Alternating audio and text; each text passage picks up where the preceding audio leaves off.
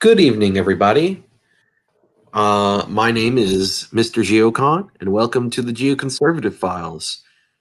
Today we have on Settlers Lament.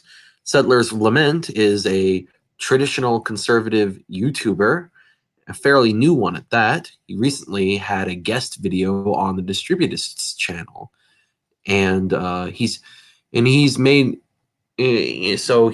quite a stir in the YouTube political community. So say hello. Hey, I'm Settlers Lament.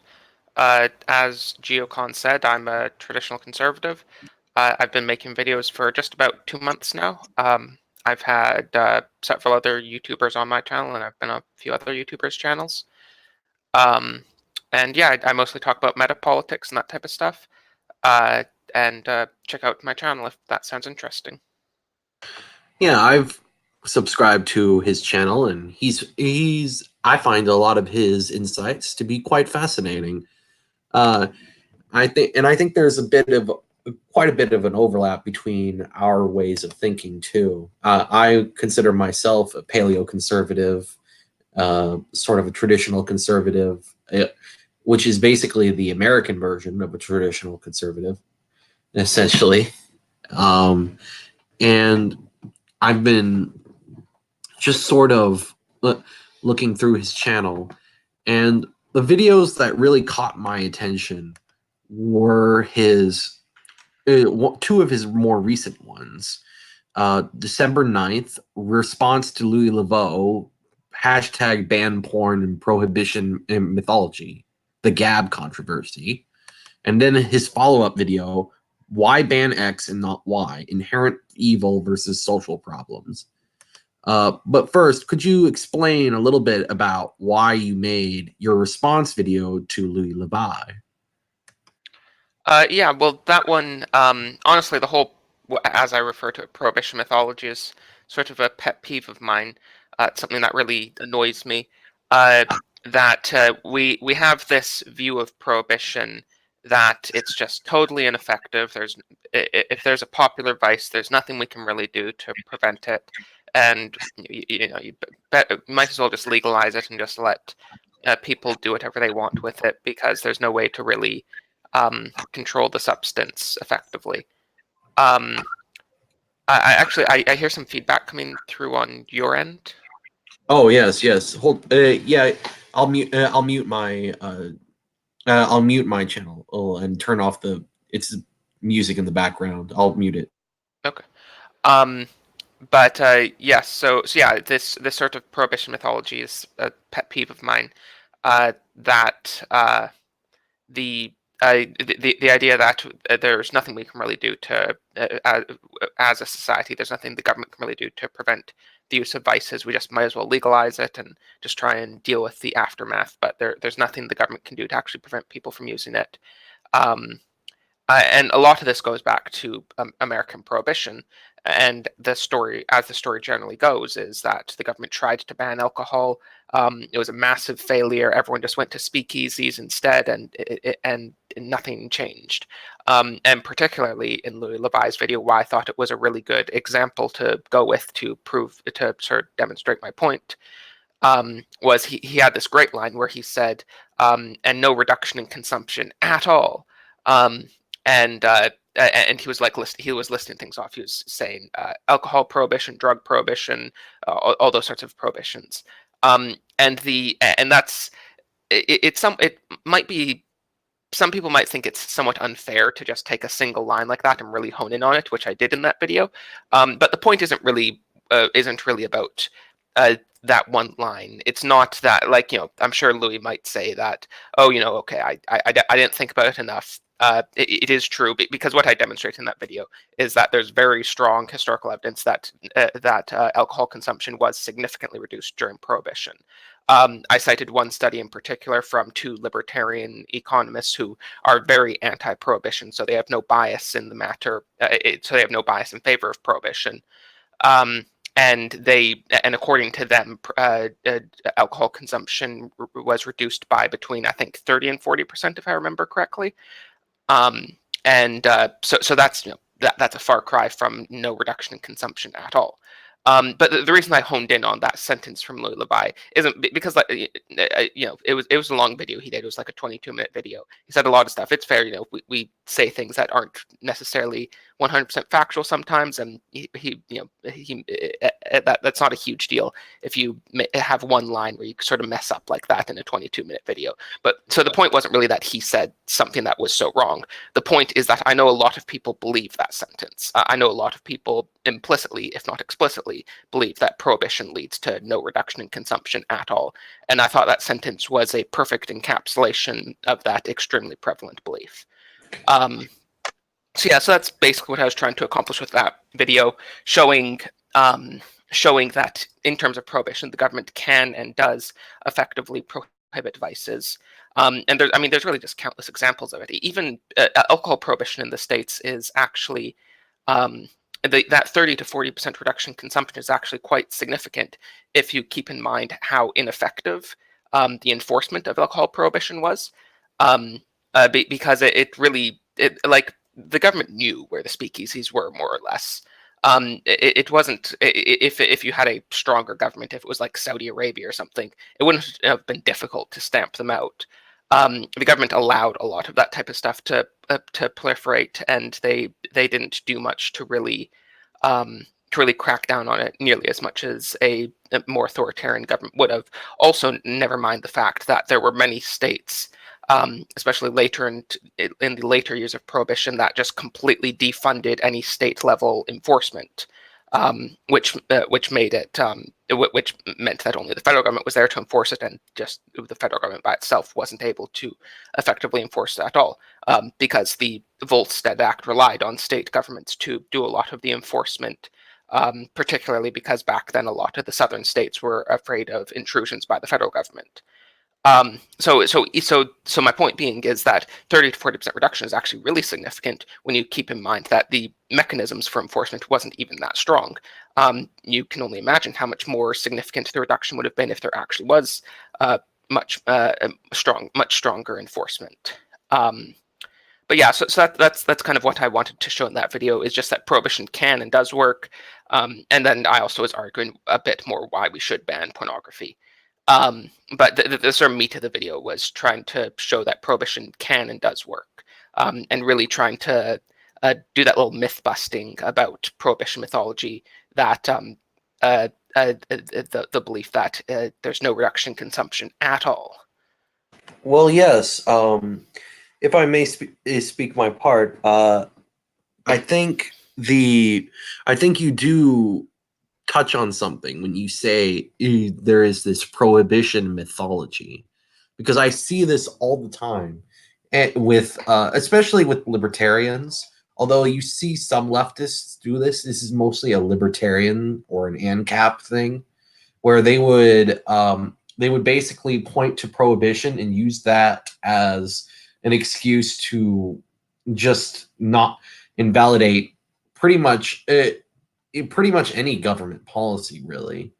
And what I would always tell these libertarians is, all right, guys, we can look and see that murder rates aren't going down, even though we have prohibitions against murder. So why don't we just get rid of the prohibitions against murder? And they're very and they suddenly get very defensive, and they're all like, well, actually the murder, we have to have prohibitions on murder because it's we have because it's a rights violation. It's a rights violation. And and I'm not really sure how but I'm not really sure how victimless crimes are any less I'm not sure how victimless crimes are any less difficult to prohibit or reduce through illegal enforcement than crimes with victims. Because I mean, it's just. Have you seen how difficult it is for states to reduce murder rates once they allow in a sufficient number of uh, gang members basically into these inner city areas. It's very difficult to for the government to crack down on this, and it's not. It doesn't seem like the libertarian can make this distinction without assuming his own controversial ideology, without presuming that libertarianism is correct, essentially. Do you find yourself agreeing with this, or have you noticed something different with people arguing against prohibition? No, yeah, I think I understand what you're talking about. I mean, I think the whole terminology of victimless crimes is sort of giving up the battle by accepting to that. If you accept that terminology, you're sort of giving up the battle to begin with. So I don't think that's terminology we should even use. Um, there's many of these, so-called victimless crimes that are far more important and affect society in far deeper ways than supposed crimes that have victims. One of the things that I brought up in that ban pornography video was the widespread opium addiction in China. And my point was bringing that up, and my point was very explicitly not that the communist Chinese government was good because they stamped out opium addiction, and anyone who came away with that conclusion, which I did see at least one person in the comments that came away with that conclusion, is just an idiot. Um, but sorry, that's harsh, but I think that's true. I don't think any Well, honest person would really. you pointed out that the nationalist Chinese also did basically implemented the same policy in their tiny space of Taiwan. Well, no, that's actually not totally accurate. The nationalists did try to do similar campaigns when they were in power, but because of warlordism, they didn't have effective control over the country. Opium was mostly already gone thanks to the Japanese in Taiwan, because Taiwan was a part of the Japanese Empire until the end of World War II. Oh, Um, I mean, sorry, I guess I must have misread that. no worries. What I said is that the nationalists probably would have implemented a similar policy after the Civil War if they won. We of course can't know that for sure. But considering they did try and stamp out opium, I don't see why they wouldn't if once they got full effective control over the country, um, which wasn't really in place by either side until after the Civil War, in 1949. But my point with that example though is that the massive Chinese opium addiction. It was estimated in 1907 to be that it was estimated in 1907 that 25% of all Chinese men were opium addicts, or the particular phrase that it was used were frequent users of opium, which I think we can fairly call addicts. Um, but and that's 25% of the entire male population of the country. So that's a massive social problem.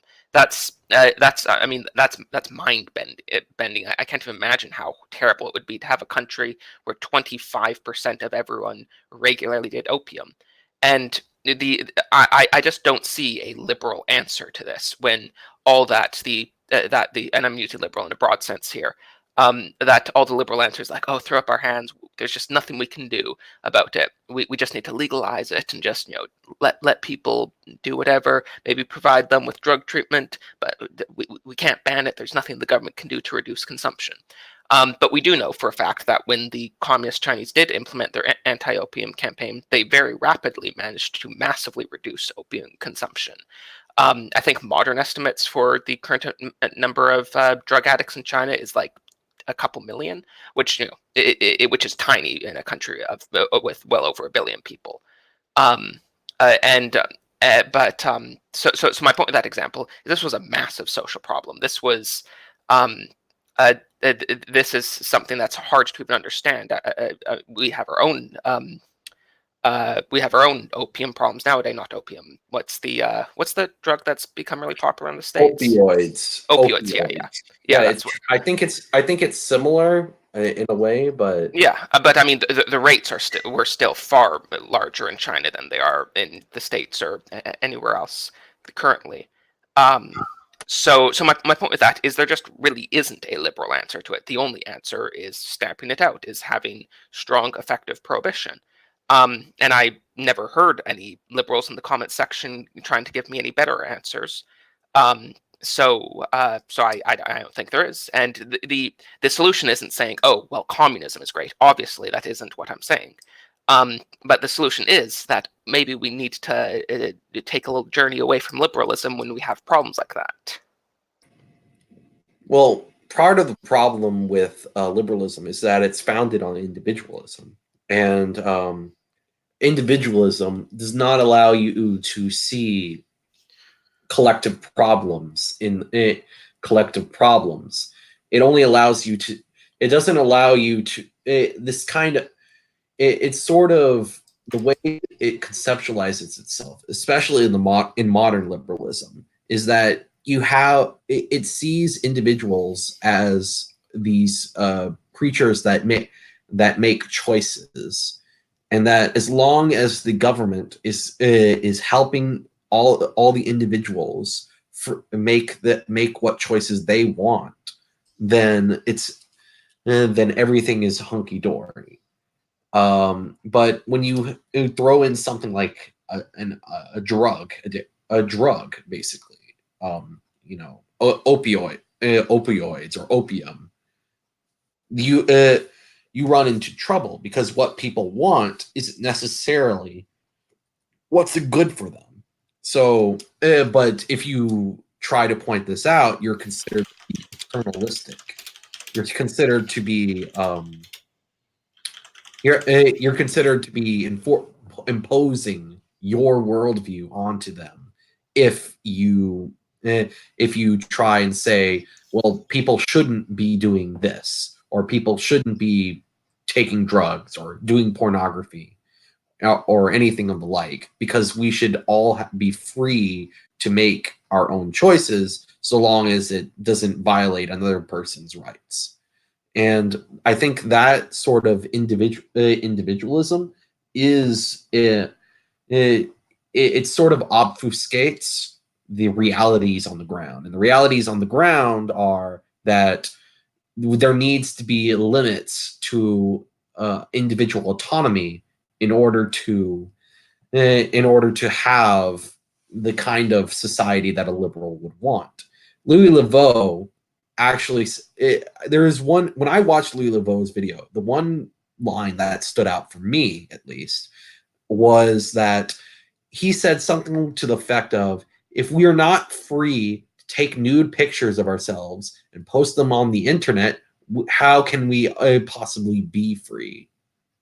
And I think that really sums up the liberal position. They believe in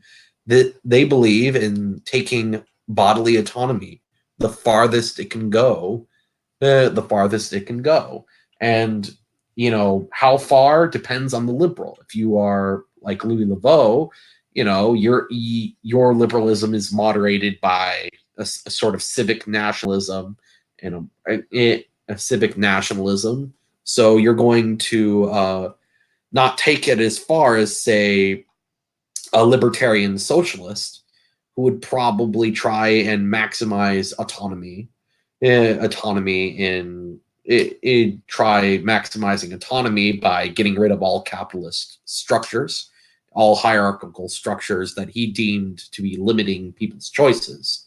And then his idea of bodily autonomy is going to differ from a libertarian's, but they all are pursuing bodily autonomy as far as it can go, without realizing that there needs to be limits to the bodily autonomy in order for the individuals in the society to actually flourish. There needs to be the hand of the state in order for the individuals to flourish. Yeah. I just wanted to respond to one of the comments just noticed now. Um, uh, so about the Chinese again. I'm not like defending communist China, obviously. Though it I mean, it depends on what you mean by killed millions of people. Yes, the Chinese government did. If you're talking about the opium campaigns in particular, they they executed drug dealers, but they didn't really kill many people outside of that, just in terms of the opium campaigns. They did execute some addicts, but that was the exception, not the rule. Generally speaking, according to like modern Western historiography, it was mostly just drug dealers that were executed. There's sort of stories of very sensationalized stories about large-scale killings of addicts. But from what I understand, I'm not an expert on this historiography, but from what I understand, that's mostly just sensationalized. The vast majority of the people that were killed in the campaigns were just drug dealers. And again, I'm not even endorsing that. I think that we could have effective. I think it would be possible to implement effective anti-opium prohibition without having to execute anyone. But the point is that if the government does enforce these things strongly, there's ways to eliminate it. And China's hardly the only example. Singapore has very effective drug prohibition. They have one of the lowest drug use rates, particularly in terms of opioids in the world, and they have similar policies that they execute. They execute drug dealers or people that are found in possession of very large quantities of drugs. Um, so again, the point is, like, yes, communist China did in the long term have large scale famines and stuff. And again, communist China is awful, obviously. Um, but the point is that there is a way to eliminate these things through government enforcement. The Imperial Japan did the same thing in Taiwan. They you know, there have been many governments that have had effective drug prohibition. Oh yes, yes, and it's kind of like, yeah, and it's, Louis. I think Louis kind of strike. If I may go on my own a little tangent about that video, I honestly found the video to be sort of obnoxious coming from Louis Laveau. I mean, the man calls other people hypocrites, and yet he's a walking contradiction himself.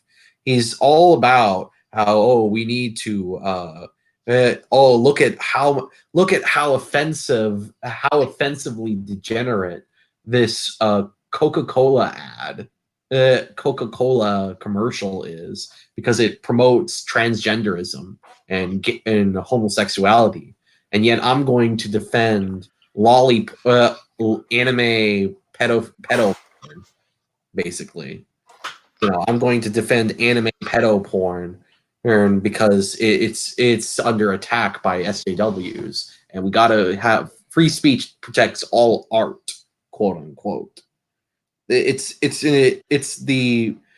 this nonsense. I mean, give me a break. Come off it, Louis. You know it you know that this is just a manifestly ridiculous position, and this insistence that conservatives who oppose pornography are hypocrites is just him projecting. He is the hypocrite here, as far as I can see.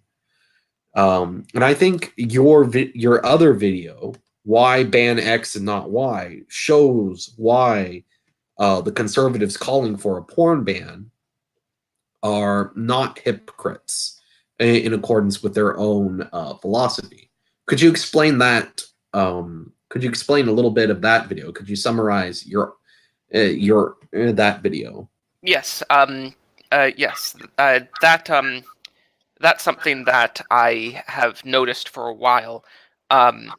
What just what I believe to be the sort of logic that is working behind the scenes in the minds of liberals and conservatives, that is never really explicitly stated by either party, but is the reason for why there is a fairly consistent trend of conservatives calling for a certain type of thing to be banned, and progressives or liberals calling for a different type of thing to be banned. Um, and the logic that I think is going on there is that when conservatives want to ban something, it's usually because they view that thing as being inherently evil. And this even works at different time periods. Like, the reason that there aren't many people that today want to ban that want anti-sodomy laws, but the reason why conservatives would have supported anti-sodomy laws at one point is because they would have viewed that as an inherently evil act. And the same thing with conservatives that want to ban pornography today. The reason they support that is because they see that as an inherently evil thing. Where the reason why conservatives don't generally want to ban Gun ownership. gun ownership or alcohol is because though those things can be used for bad, conservatives don't see alcohol as something that's inherently evil. They see just regular alcohol consumption as something that can be healthy, or just regular gun ownership as something that can be healthy. And you might be able to say that, oh, I have the social science data that proves if you have a society with millions of people drinking alcohol, owning guns, then this is going to cause this problem. And even if that's true, even if the conservatives obviously have counter arguments saying, oh, no, that's not true.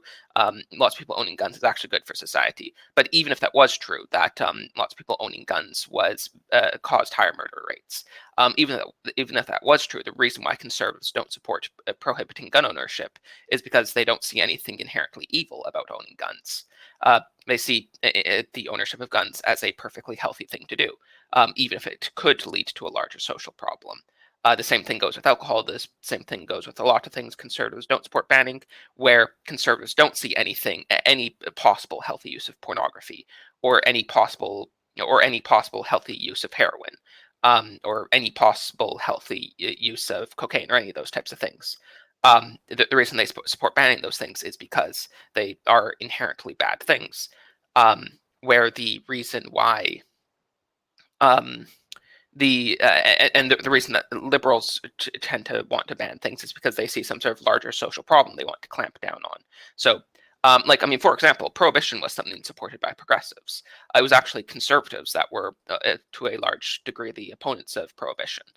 Um, and the reason progressives wanted to ban alcohol was because they saw it as a part of a larger social problem. That one individual person drinking alcohol might not cause any harm, but we know if we have a society with millions of people drinking alcohol, it's going to cause certain problems. And similarly, if the reason progressives want to ban gun ownership is because they see it as attached to the larger social problem of gun violence.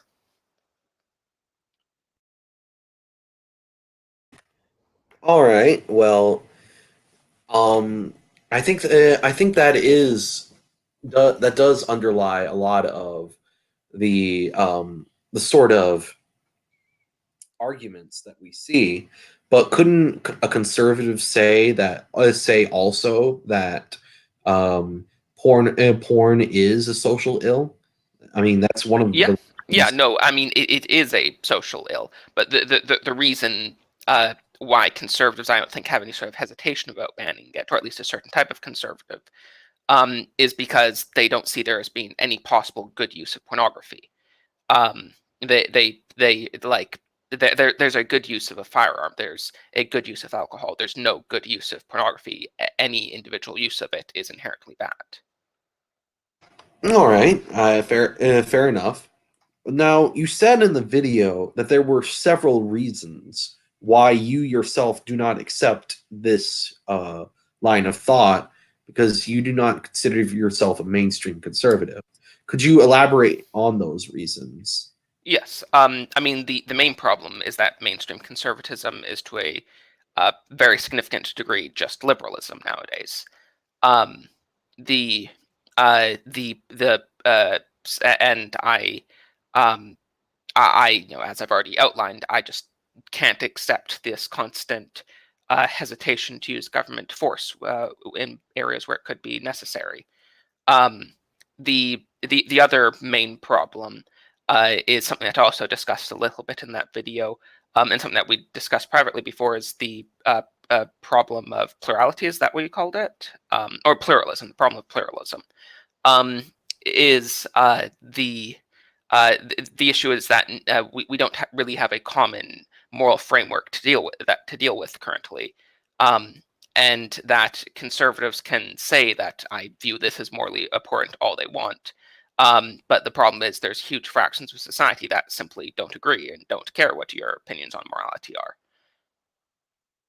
Yes, but that's a defeater for pretty much anybody who has a controversial opinion, whether they be conservative or liberal, traditional, or even a reactionary or a progressive. All of these groups have controversial views on morality, that they disagree with each other, and that is the problem of pluralism. But your argument seems to imply that it's a special problem for conservatives for some reason. Yeah, the issue. Well, I say that we don't have a common framework, but we do kind of in a sense. We are all kind of beholden to the progressive framework, because if we um, because we personally might not care what the progressive moral framework says, but if you say something that's deemed racist or sexist or whatever, it can destroy your life completely. So there is actually a sense in which we are still beholden to this same common framework. The issue that particularly plagues conservatives is that they often are appealing to a they are often appealing to a sort of societal consensus or societal morality that they think still exists, but that just doesn't exist anymore. A lot of conservatives are simply just stuck in the past, thinking they have much more societal clout than they do. All right, I think that's fair enough. But wouldn't you say then that the problem isn't with pluralism, but that the people in power do not share the conservatives' opinions on morality? Yes, I don't see how that's really. That seems to me to just be sort of a different way of saying the same thing. Well, it doesn't. Well, the way I mean, the way you framed it at first, that we have this problem of pluralism. Um, you know, it's Okay, no, I see what you're saying. uh, yeah, it seems like you are just Yes, I mean at the end of the day, all people that disagree, matters, all that matters. with you. Yeah, Yes, all that really matters are the people that have the ability to enforce their morality. mm, yeah, exactly. That's I think that's a better way of putting it. Um, in fact, actually, one of my main critiques of liberalism is, in general, its failure to appreciate that first we do live in a pluralistic society, and second, how intolerant liberalism itself is, because you know, pluralism poses a very serious political problem for anybody who has a sort of a thick moral framework. If your political framework, if your political philosophy is not mere platitudes, that empty platitudes that everybody can agree with because nobody knows what they mean. Uh, if your political philosophy actually has some depth to it, then pluralism is going to pose a big problem to that philosophy, because you're going to have to deal with, okay, um how do we settle things with people who disagree with us? How do we settle things with people who disagree with us? How can we work out some kind of good arrangement? And then liberalism comes in and says, well, our solution is basically to posit liberalism, because liberalism is always neutral. It's neutral between different value systems, or at least neutral enough for the purposes of providing a framework within which reasonable, quote unquote, reasonable people can peacefully coexist, essentially. And you can find this idea of liberalism within a variety of different types of liberals, right wing or left wing. And the problem the problem is this: their definition of reasonable always seems to entail agreeing with the liberal. Essentially, they define reasonable in terms of liberalism. To give you I can give you a couple of examples. For instance, there's an organization called Amnesty International, and it claims to be, quote, independent of any government, political ideology, economic interest, or religion, and concerned solely with the impartial protection of human rights, unquote. Yet the organization is obsessed with abolishing the death penalty because it supposedly violates the right to life. But this could only be justified given Amnesty's controversial view about the nature of human rights, which many people would disagree with. There are people who would disagree with Amnesty International's view that the death penalty violates human rights. Yes, well, of course, the whole concept of human rights is a political opinion, is a well, political ideology. I mean, the idea of human rights presupposes a political and ethical framework, and that's very substantive. That is, at least if you want the rights to have any meaning, it has to be a substantive ethical system, and you can't claim to be independent of all political ideologies or religions and still propose that the death penalty is just objectively immoral. And you know and I think this can be traced back to a liberal philosopher by the name of John Rawls. And because John Rawls was a 20th century liberal philosopher, he wrote a book called Political Liberalism. And in that book, he claimed that liberalism is merely a political doctrine with no substantive moral or metaphysical commitments. It's neutral to all competing reasonable comprehensive doctrines existing in contemporary pluralistic democracies, and it's the only thing it presupposes is the common ground existing between everybody in between everybody, all reasonable people in liberal democracy. The problem is that he basically says that he bases this on these quote unquote widely held intuitions that aren't actually widely held, but are instead by widely held, he means widely held by by liberal intellectuals, basically. It's basically the entire reasoning is circular because it's based on it. This is one of the problems with intuitionism. John Rawls's entire argument for liberalism is entirely circular. He defines he says liberalism is neutral between all reasonable people, and then but according to him, all reasonable people are liberals. So um, you can't really say that this is actually neutral. And so but by using this sort of sleight of hand, combined with the power of the cathedral, liberalism is able to force its worldview down onto everybody else while claiming to be just the normal view of society. And as a lot of people are waking up to and realizing, oh, hey, this is actually clown world. We're starting to realize that what's considered normal, or rather what the powers that be consider normal, isn't actually sane. Is sane. It's at the very least, it's very controversial. What would you say to that? Yes. Yeah. I mean, I agree.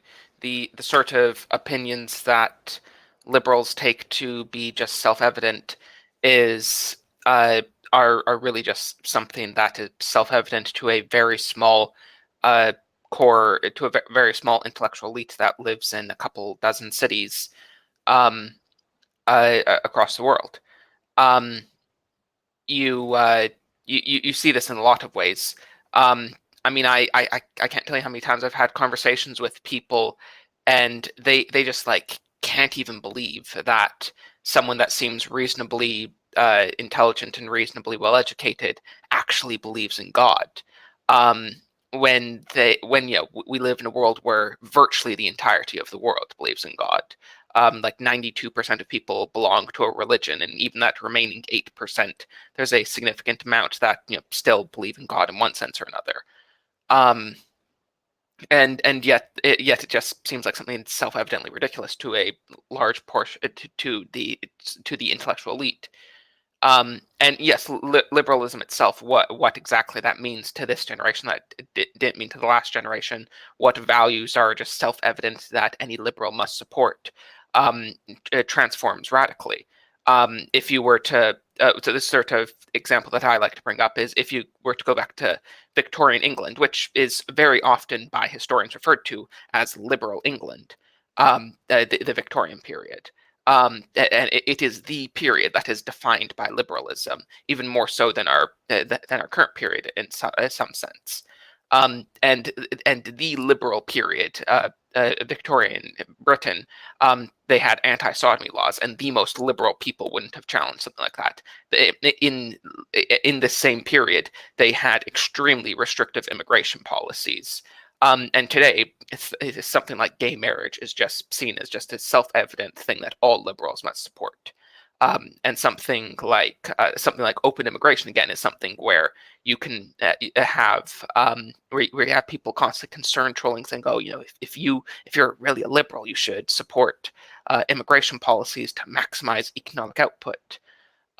Where these sort of considerations just a little over 100 years ago would have seemed completely insane to the people at the forefront of liberalism. Yeah,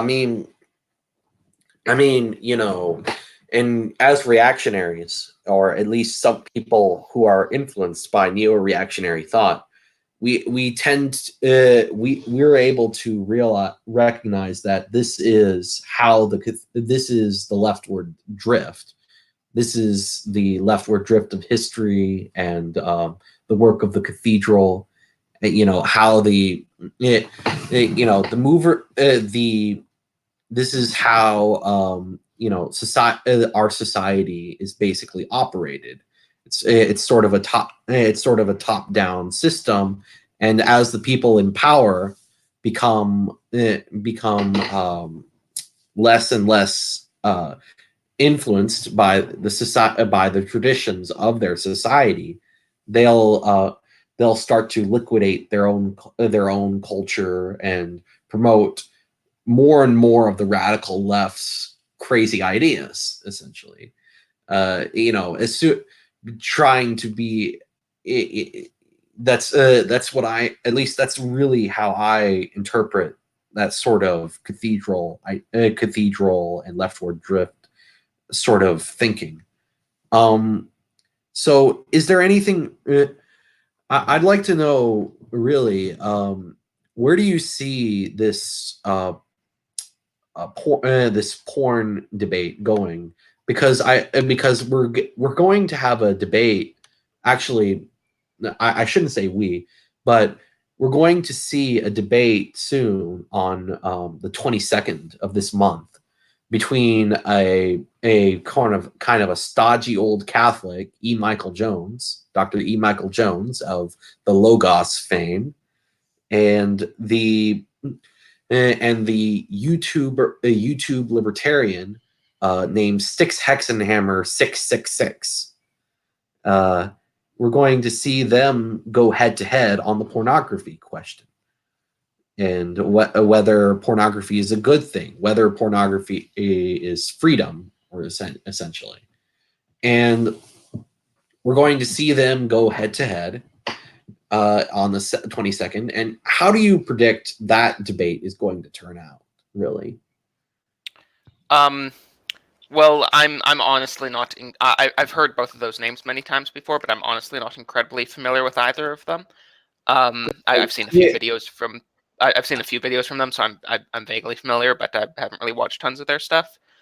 Um, Honestly, though, the way that debates work, this gets back to the sort of free marketplace of ideas stuff that I made that video for the Distributist channel. Mm-hmm. Um, we sort of have this perception that the way debates happen is, at least implicitly, we have this perception that the way debates happen is that you go in there, you have your you have your facts, you have your logic, and you just destroy the opposition. And that's not really how debate works. Debate, especially on a large societal level, is a function of the sort of opinion-making structures that already exist.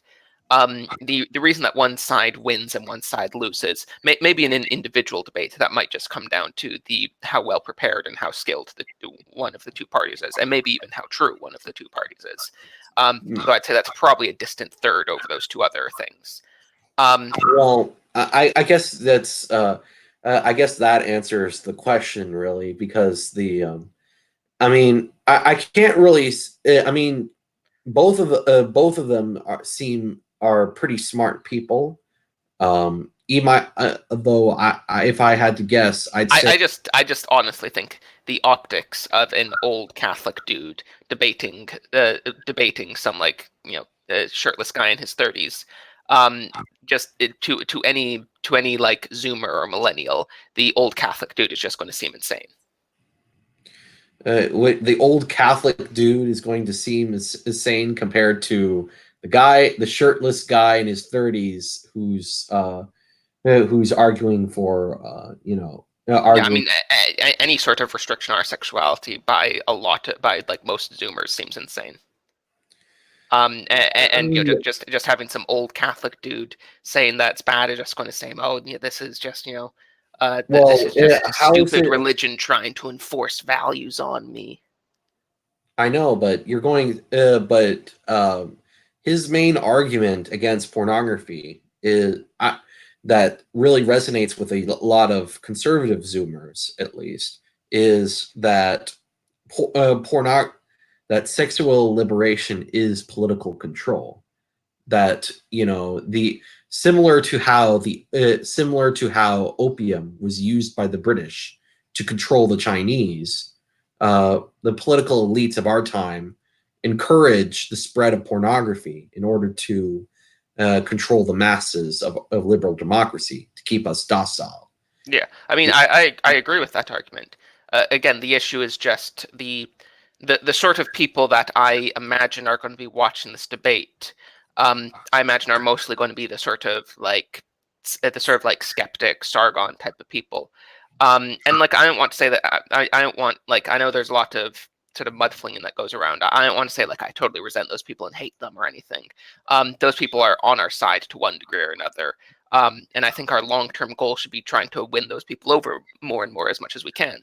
And I'm not saying that this debate can't produce some positive results, trying to drag some of those people a bit more to our side. But if that's the majority of the viewer base, I imagine most people just simply won't have the mental framework in place to really understand the arguments that E. Michael Jones will be making. I think most of them will just see it as an embodiment of all these stereotypes they already have and just shrug it off. Yeah, so they'll come to the debate with the assumption that E. Michael Jones is wrong before he even starts, and yeah, and that I think that is generally how most debates work. I don't think that's anything particularly unique to this. I see. I mean, that makes a certain amount of sense. I was just giving a prediction to. I mean, I'm just kind of. I mean, I hope I'm wrong. I hope everyone there recites the Nicene Creed and converts on the spot. But I have my doubts. Well, I'm sort of more interested in how what the arguments that that each side are going to bring to the table, whether the debate is going to end up being substantive or not. I'm not really. I mean, in all honesty, my personal prediction is that the debate is not going to be substantive, and it's largely going to be Styx Hexenhammer not providing the substance. He's going to play the you are a religious fundy trying to control me card, because he's an ex-new atheist and a Satanist. He's going to play the, oh, oh, this is a whole fake. This He made a video in which he says he claims that the online anti-porn movement is not grassroots supported. It's supported by, oh, big Christian groups funding big money, blah blah blah. Something like that. And then he's going to say freedom, freedom, freedom, freedom, and hopefully everybody, if he says freedom enough, then everybody will clap their hands and sing kumbaya and enjoy pornography. that's a little that is how I see the debate going on Sticks Hex and Hammer's side. On E. Michael Jones, well, I think he's going to go into how Israel used pornography to control the Palestinian, they control the Palestinians when they took them over, and then he's going to go into a longer historical argument for a historical argument that's ultimately based on on Augustine's idea that vice is slavery, virtue is freedom. Which is, it depends. How successful he is will probably depend on whether E. Michael Jones is going to focus what he chooses to focus on in in the debate, really. Which, sometimes E. Michael Jones can be a bit eccentric because that's part of his charm. But I can imagine it being going against him in a debate, because Sticks tends to be more level-headed even when he's wrong. So either way, I'm looking forward to the debate just to see these two internet personalities who are both very popular in the anti-SJW right-wing crowd. Seeing these two people sort of have one last blood sports before the year closes. If I were to say, I do agree with you on the whole debates not really doing a good job of convincing people. I think that is true on a lot of level. But what do you say to the idea that debates can help people learn more about each other's philosophies, learn about new ideas? That can happen. I just don't think that is usually how debates operate. But just because I don't think that's how it operates for the majority of people doesn't mean that it can't help some fraction of the audience come to a better understanding. Yeah, it's not like it will convince people, because I don't think people are convinced that way. But maybe debates could help people learn learn through a sort of compare and contrast, because you'll have one side say, okay, here's this idea, and the other side says, well, then we have this and this idea, and they sort of question each other. Now, granted, that would require each side in the debate to avoid sort of these underhanded tactics like fast talking, or character attacks or straw man fallacy. But a debate I can see could be beneficial in the way I outlined. Yeah. That I think that's true. All right. Well, I think we're coming up on our time soon, but I'd like to take a look at the chat comments. Our comment of the day is Emmett the Fifth, saying, "How would you attack?" Asking Settlers Lament, "How would you attack gay marriage? Do you think it's still possible to reverse it in this current age?" And Settlers Laments actually said it was an impossible battle, and the only hope is long-term change. Uh, I mean, I find it hard to not agree. I find it hard to disagree with him, because he's I mean, if we're looking at this, gay marriage, it was the issue that destroyed the conservative movement in America. Basically, it destroyed uh, gay. If you don't have some kind of resistance to gay marriage, if you're not allowed to oppose gay marriage in a public discourse, then you can't have social conservatism. It's just that simple. Because marriage, the entire point of social conservatism is marriage. The entire point of social conservatism is families and procreation and the continuation onward. And if we say that homosexuals can have marriage, that is the same as saying that homosexuality is equal to or on par with heterosexuality, and that's basically doing away with any notion of conservatism, essentially, any or at least social conservatism. And that I think it's no accident that after the conservative movement spent as much political capital as it could fighting gay marriage, only to lose in the Supreme Court, did we see the rise of just more and more and more of these sort of Charlie Kirk types rising through the ranks of Conservative Incorporated.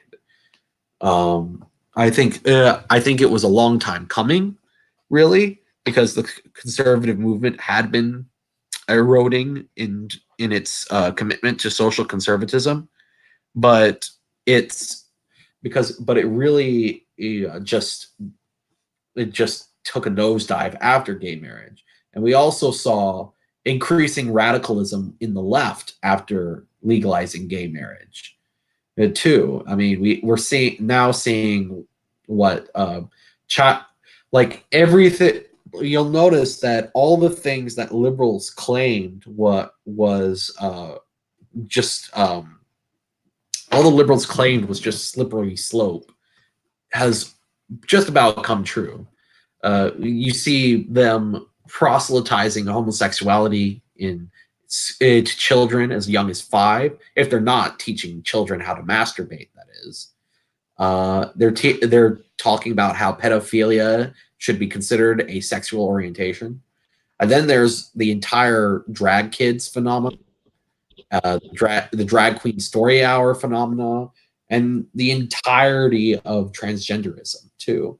Like transgenderism just appeared overnight. Basically, I mean, Charlie Kirk, who is now has a more radical position on the left now than the left did when I was a leftist. Back in high school, and this would have been around 7 years ago. I was totally on board with transgenderism, and because I thought that these these trans men are actual men stuck in a woman's body, and we're just trying to get them to their bodies to conform to how they really are.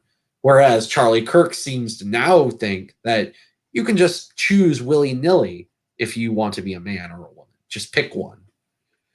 So this that's really that's how I approach the situation. I see it as um, the I think the way I would introduce gay marriage, have gay marriage be discussable, at least in a social context, is pointing out what's come after gay marriage, how fast things have changed, and then questioning: do you really think it's going to end here, or do you think there needs to be some kind of limit to this? But outside of a social context, in the wider politics, well, that will require very sophisticated reactionaries making good arguments and setting up community and while setting up countercultural communities within progressive spaces, in order to actually get gay marriage on the table again in discussing whether it was a good idea or not. At least that's how I see it. What do you think of that, Settler? Yeah, I think that's pretty accurate. Um, I mean, leftists really, as much as they say, oh, slippery slope fallacy, they really honestly couldn't be more explicit that gay marriage is a part of a larger social movement. Um, you have several examples of this. One good example was just the two referendums in Ireland, the abortion and the gay marriage referendum, which happened relatively close together within a few years of each other. And of course, the gay marriage referendum happened first. But obviously, you had all the same people supporting both referendums. Um, Yeah, and you also had yeah, and then right after the abortion referendum, now comes hate speech laws. yeah. Uh, comes Uh, laws against racism and whatever hate yeah. speech law.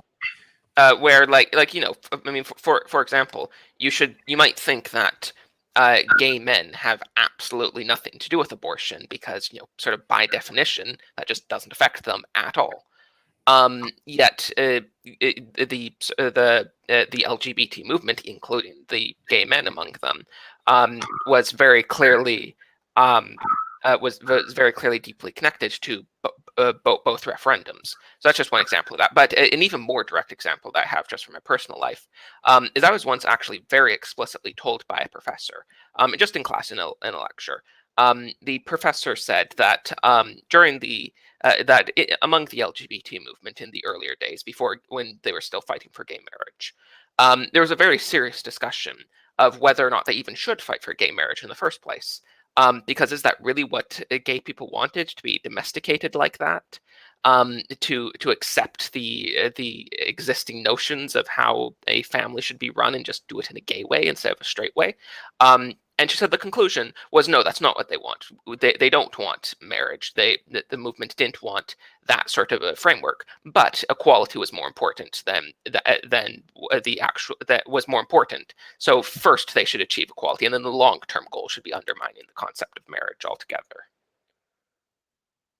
Yeah, I And, mean, and honestly, I mean that sounds like something from like some like right wing, some like crazy right wing journal or something like that. But that's almost word for word what I had a left wing professor tell me. that's real. That's really what it boils down to, and it's a very effective way of doing so too. You know, once you accept the idea that gay marriage is a thing, marriage itself becomes meaningless because marriage outside of its actual function, which is the family, is not is marriage outside of its function of the family is just a lifestyle choice amongst other types of lifestyle choices, and that's really, and then the next step is probably going to be polygamy, multiple people getting married, multiple people living together in sexual cohabitation. um, but I think at the rate we're going, we're also going to see more and more and more sexualization of children too. The rising acceptance of pedophilia in our society, and and all I can say to reactionaries is, I it's not they're complaining about this pedophilia, complaining about this constant toxicity is not going to do anything unless unless the powers that be decide that they're going to try to clamp down on this rapidly out of control engine of social revolution. We're going to the the reactionaries are going to have to sort of follow the advice of someone like Distributist and sort of go their own way, so to speak. Try to create alternative communities to protect themselves and protect themselves and protect their children, and hope and wait out and sort of wait out this progressive onslaught, basically. All right, I think we're coming up on our time, uh, and it was a very nice conversation to have with you, Settlers Lament. What can we expect from your channel in the future? Have any videos planned? Yeah, I'm not totally sure what I'm going to make next. Um, I I work on a lot of scripts. Most of my scripts don't finish completion. Really only like 1 in 4, which I know sounds kind of crazy. I mean, the ones that don't finish completion don't get very close to being finished usually. Um, but yeah, so I'm not sure what exactly is going to be out next. That I haven't heard about before now, but that debate between E. Michael Jones and Styx sounds interesting. So I might make a video discussing that if something interesting comes out of it.